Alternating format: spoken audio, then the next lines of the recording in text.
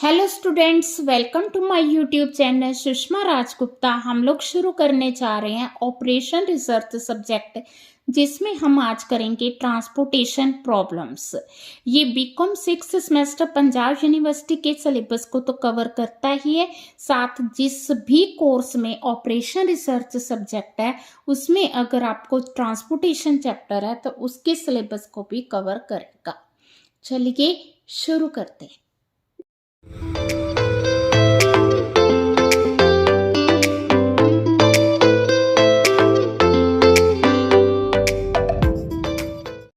हाँ जी, first of all meaning of transportation problems.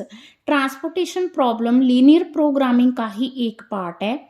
इसका मेन मकसद, जब हम किन कमोडिटीज को ट्रांसपोर्ट करते हैं एक जगह से दूसरी जगह, कोई भी मैन्युफैक्चरर करता है तो उसको काफ़ी कॉस्ट पड़ती है। तो ट्रांसपोर्टेशन प्रॉब्लम हमें बताती है कि वो जो ट्रांसपोर्टेशन की कॉस्ट है उसको हम किस तरह से मिनिमाइज कर सकते हैं। अब जो ट्रांसपोर्टेशन प्रॉब्लम चैप्टर है इसमें कुछ बेसिक टर्म्स यूज की जाती हैं, जिसमें सबसे पहले आ गया फिजिबल सॉल्यूशन। फिजिबल सॉल्यूशन किसे कहते हैं? फिजिबल सॉल्यूशन वो कंस्ट्रेंट्स हैं जिसमें सप्लाई और डिमांड की रिक्वायरमेंट्स को पूरा किया जाता है, उसे हम फिजिबल सॉल्यूशन कहते हैं। Now what is the basic feasible solution? Basic feasible solution वो सॉल्यूशन होता है जिसमें जो पॉजिटिव अलोकेशंस की जाती हैं वो किसके बराबर है? m plus n minus one. m plus n, ठीक है, cell plus column minus one.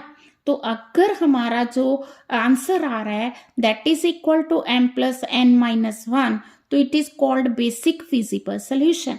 Now what is optimal solution?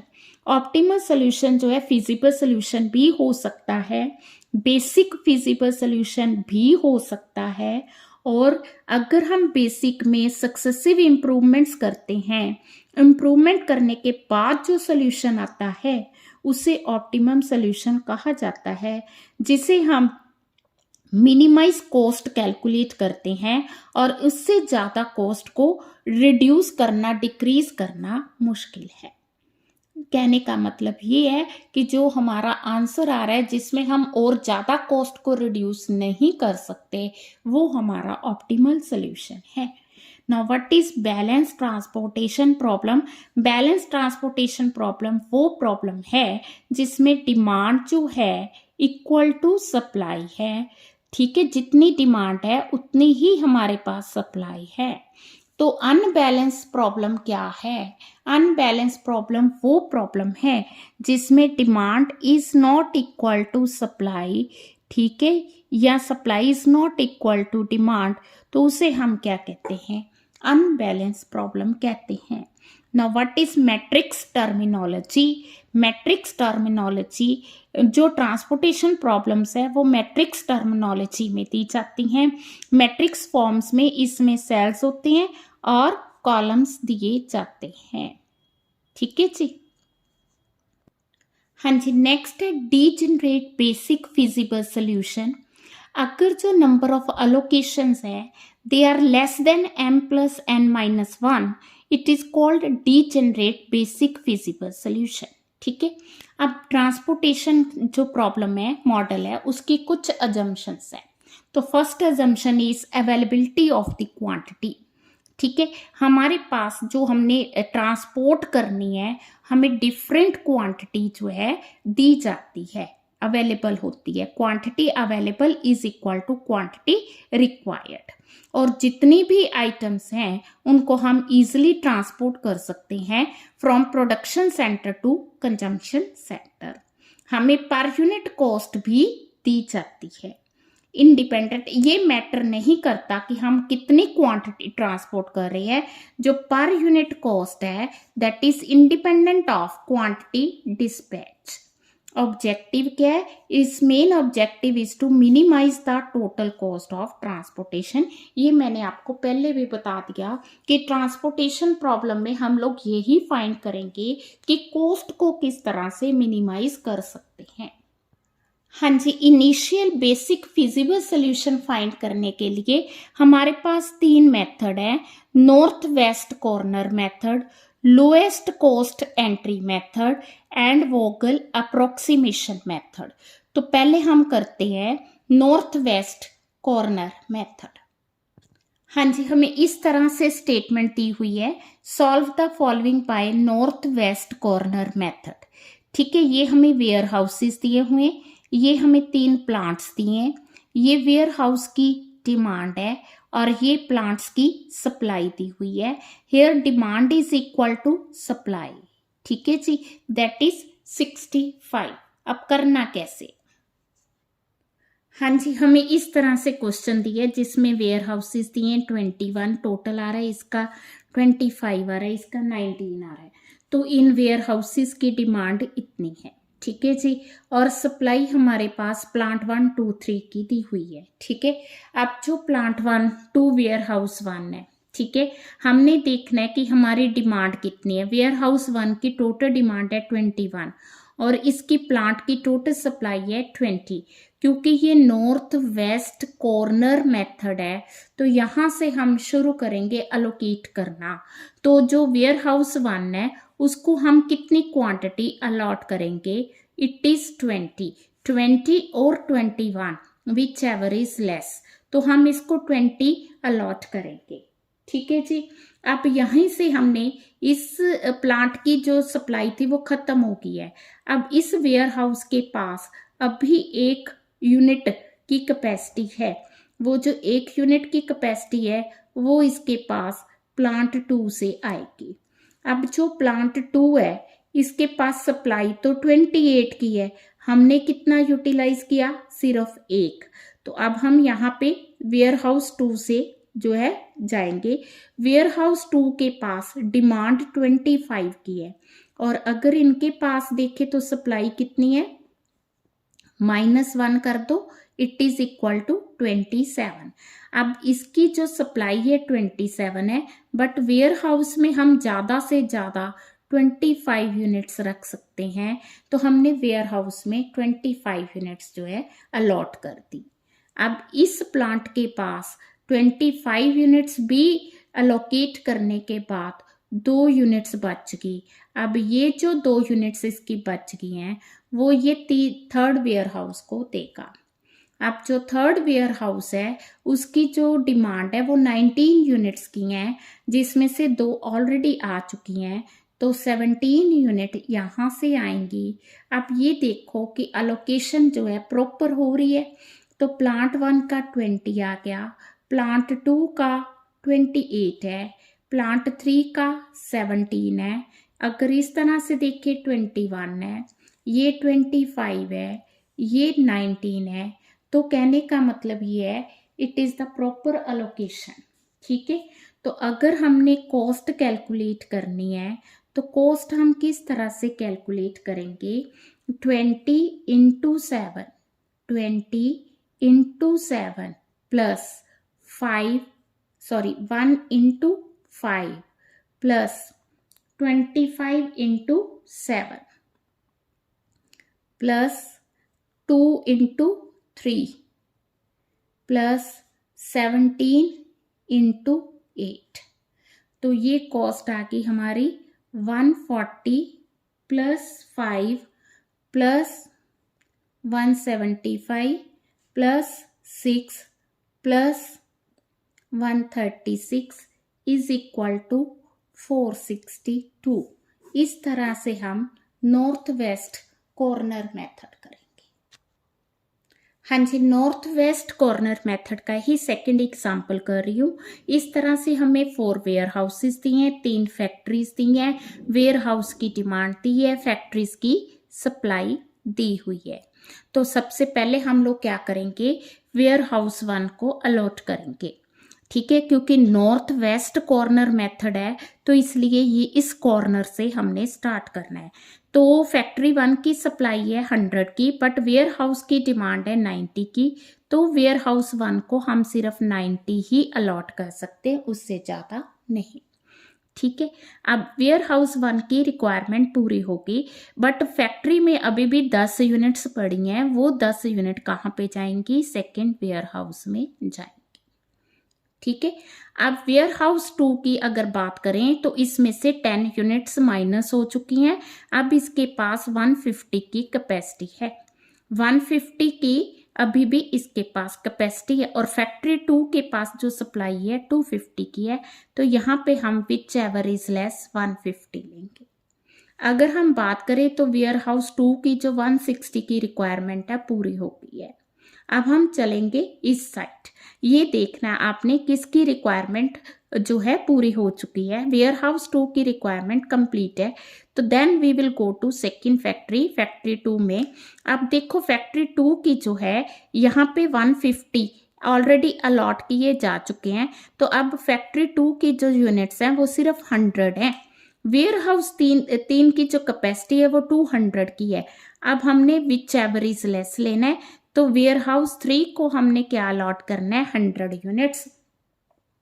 जब हमने इसको 100 यूनिट्स अलॉट कर दिया, फैक्ट्री 2 की जितनी यूनिट्स थी सारी ऑक्यूपाई होगी। अब हम बात करेंगे वेयर हाउस 3 की, इसके पास अभी भी 100 यूनिट्स की कैपेसिटी है, तो इसको 100 यूनिट्स अलॉट करेंगे आउट ऑफ 150। अब अगर हमने इसमें से 100 यूनिट्स अलॉट कर दी तो हमारे पास कितनी यूनिट्स बच गई, 50। वो 50 यूनिट्स किसके पास जाएंगी, वेयर हाउस 4 के पास, क्योंकि उसकी जो कैपेसिटी है अभी 50 यूनिट्स की है। तो देखो दोनों क्वेश्चंस में डिफरेंस क्या है। इसमें हमने पहले, हाँ जी, इसमें क्या था कि हमने पहले 20 लिया, फिर हमने 1, यहां से हम नीचे जा रहे हैं बिकॉज यहाँ पे जो सप्लाई थी 20 प्लांट 1 की जो है सारी कंज्यूम होगी, दैट्स वाई हम लोग जो है प्लांट 2 के पास चले गए, क्योंकि वेयर हाउस की अभी कैपेसिटी थी। और यहाँ पे क्या हुआ, यहाँ पे हमारा जो वेयर हाउस 1 है उसकी कैपेसिटी सारी यूटिलाइज होगी, सो दैट्स वाई हमें वेयर हाउस 2 की ओर। तो आप लोगों ने देखना है कि शुरुआत आपने यहाँ से करनी है because it is our north west corner, ठीक है। शुरुआत यहाँ से करनी है, उसके बाद आपने हॉरिजेंटल जाना है या वर्टिकल जाना है, that is up to the quantity demand on. हाँ जी, नेक्स्ट है हमारा लोएस्ट कॉस्ट एंट्री मेथड। तो इसमें हमने क्या करना है, जो पहला मेथड था वो था नॉर्थ वेस्ट कॉर्नर मेथड, ठीक है। अब इसमें हमने ना सबसे जो कम कॉस्ट है, सबसे जो कम कॉस्ट है उसको लेना है, इसको हमने यूनिट्स अलॉट करनी है। तो यूनिट्स हैं 28 या 19, है ना।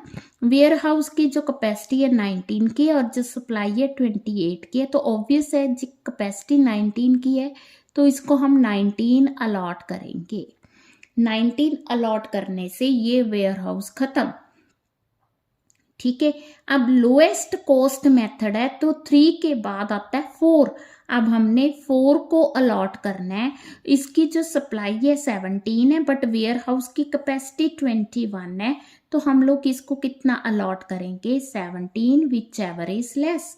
अब इस वेयर हाउस के पास जो कैपेसिटी बची है वो 4 की बची है, ठीक है।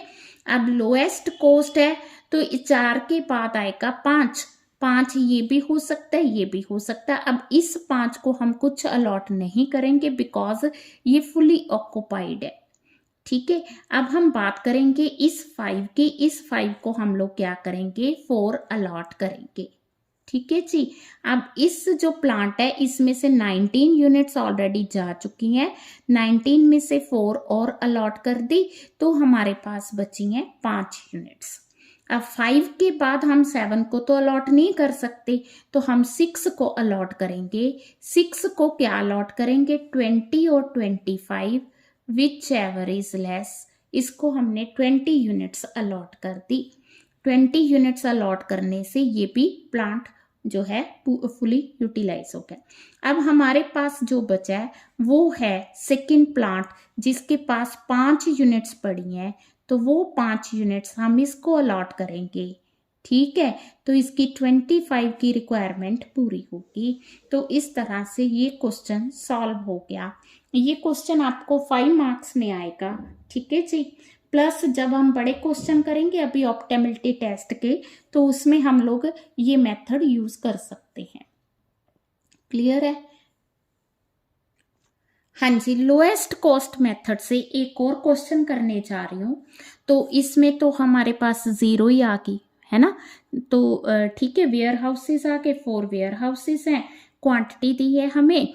तो सबसे पहले हम इस ज़ीरो को अलॉट कर दें, इसको भी कर सकते हैं, किसी भी ज़ीरो को अलॉट कर दो। ठीक है, तो इस ज़ीरो को हम लोग 6 जो है हमारे पास सप्लाई है, 6 की डिमांड है, तो ये जो है कंप्लीट होगी, ये भी कंप्लीट हो गया, ये भी कंप्लीट हो गया। अब दूसरा इस ज़ीरो को अलॉट करेंगे, यहाँ पे डिमांड 4 की है, सप्लाई 10 की है, तो 4 इसको अलॉट कर दिया। अब हमारे पास बची हैं 6 यूनिट्स। ठीक है जी, ज़ीरो के बाद आता है 1। 1 को हमने यहाँ पे कुछ नहीं अलॉट कर सकते क्योंकि ये फुली ऑक्यूपाई हो गया। अब इस 1 को हम कुछ नहीं अलॉट कर सकते क्योंकि 6 फुली ऑक्यूपाई हो गया। नाउ 2 को हमने अलॉट करना है, तो हम लोग इस 2 को अलॉट कर सकते हैं, इस 2 को अलॉट कर सकते हैं। ठीक है ना, तो इस 2 को अलॉट करेंगे, इस 2 को हम अलॉट करेंगे क्योंकि यहाँ पे 6 है और यहाँ पे 8 है, तो यहाँ पे 6 अलॉट कर दिया। ठीक है जी, ये भी ऑक्यूपाई हो गया। अब हमारे पास बचा है सिर्फ third warehouse. Third warehouse में हमारे पास 2 बचा है और 4। इस 2 को हम कुछ नहीं अलॉट कर सकते, इस 2 को हम क्या अलॉट कर सकते हैं, 6 अलॉट कर सकते हैं। इसको 6 अलॉट करने पे अभी भी हमारे पास 2 यूनिट्स हैं, वो जो 2 यूनिट्स हैं वो हम 4 को अलॉट करेंगे। बिल्कुल एंड में आपने मैक्सिमम कॉस्ट को लेना है, पहले आपने जितना मिनिमम कॉस्ट को कवर कर सकते हैं उसको कवर करना है। ठीक है जी, तो जब हमने इसकी टोटल कॉस्ट कैलकुलेट करनी है तो हम लोग किस तरह से कॉस्ट लेंगे, 2 into 6 plus 4 into 2 plus 0 into 6 plus 0 into 4 plus 2 into 6, तो ये 12, 8, 0, 0, 12, 32, दिस इज द आंसर। हाँ जी, एक और एग्जाम्पल करवा रही हूँ। इसमें खास बात ये है कि ये जो एग्जाम्पल है अनबैलेंस हमें दिया हुआ है, अनबैलेंस क्वेश्चन है। देखो ये जो डिमांड है इट इज ऑफ 71, सप्लाई जो हमें दी है इट इज ऑफ 76। अब इस ठीक है, हमने शुरू में टर्म्स में किया था कि अनबैलेंस क्या होता है, जिसमें demand is not equal to supply. तो बट हमें क्वेश्चन सॉल्व करने के लिए इसको इक्वल करना होगा। तो इसको इक्वल हम किस तरह से करेंगे, इसको इक्वल करने के लिए हमें यहाँ पे डमी कॉलम लेना होगा। ठीक है जी, तो उसकी जो मतलब हम लोग सेल्स लेंगे, अमाउंट लेंगे, वो 0 आएगी और इसकी टोटल हम लोग क्या करेंगे 5। इसको 5 करने से ये क्या बन गया 76 आउट ऑफ 76। ठीक है जी, अब हमने अलॉटमेंट कैसे करनी है, क्योंकि ये लोएस्ट कॉस्ट मेथड है, तो पहले तो इसी को अलॉट कर दो, ये 5 जो डमी वाला है। ठीक है, इसको 5 अलॉट करके हमने खत्म कर दिया। अब इसके बाद हम लोग लेंगे मिनिमम इज 7 आ गया, तो 7 यहाँ पे जो डिमांड है दैट इज ऑफ 18 और ये सप्लाई है 26 की, तो हम इसको कितना अलॉट करेंगे 18 करेंगे। कर दिया, एक खत्म, डमी खत्म। नाउ इन दोनों को अलॉट करना है, तो 7 के बाद आता है 11 आता है, तो 11 को हम नहीं कर सकते बिकॉज ऑक्यूपाई हो गया। अब 11 के बाद आता है 13, तो इसको हम अलॉट करेंगे। ठीक है, टोटल 26 था, 18 ऑलरेडी अलॉट किया जा चुका है। अब हमारे पास बचा 8, हम इसको 8 अलॉट कर देंगे। सी कॉलम को 8 अलॉट करने के बाद इसके बाद बचा 17 और 13 के बाद आता है 16। ठीक है, 16 को हम कितना अलॉट करेंगे 14 या 17, तो विच एवर इज लेस 14। अब हमारे पास बचा है 3 यूनिट्स, वो जो 3 यूनिट्स बच गई वो हम इस Z जो है रो को देंगे। ठीक है जी, अब जो ये Z है, Z फैक्ट्री है, गोडाउन है, जो भी है, इसको हमने 5 ऑलरेडी अलॉट किया है, 3 और अलॉट कर दिया। अब इसके पास यूनिट्स है 28, वो 28 हम इसको अलॉट करेंगे, इससे बी कॉलम भी कवर हो गया। ठीक है, तो जब भी हमने अलॉटमेंट करनी है, रोज को भी ध्यान रखना है, कॉलम को भी ध्यान रखना है, और बड़े आराम से अलॉटमेंट करनी है। ठीक है, तो क्लियर है। सबसे पहले हमने 0 को अलॉट किया, इसके बाद हमने 17 को, जब हमने 17 को अलॉट किया तो 26 और 18 विच एवर इज लेस 18 को कर दिया। अब इसके पास बचे 8। ठीक है, 7 के बाद हमारे पास आता है 11, 11 को अलॉट नहीं करना। फिर आ गया 13, 13 को हमने 8 अलॉट कर दिया। ठीक है जी, जब हमने इसको अलॉट कर दिया तो ये जो है इसकी रिक्वायरमेंट होगी खत्म। अब 13 के बाद आता है 16, 16 को हमने दोनों में से विच एवर इज लेस क्या करना था अलॉट, 14 कर दिया, 14 अलॉट कर दिया, तो ये खत्म हो गया। ठीक है जी, अब हमारे पास बचा सिर्फ Z, Z के हम ऑलरेडी 5 अलॉट कर चुके थे, तो 3 हमने यहाँ पे अलॉट किया बिकॉज इसके पास C के पास अभी सिर्फ 3 यूनिट्स ही बची थी। 3 इसको अलॉट करने के बाद 28 बची। अगर आप सही जा रहे हो तो अल्टीमेट जो आंसर आएगा वो अपने आप ठीक ही आएगा।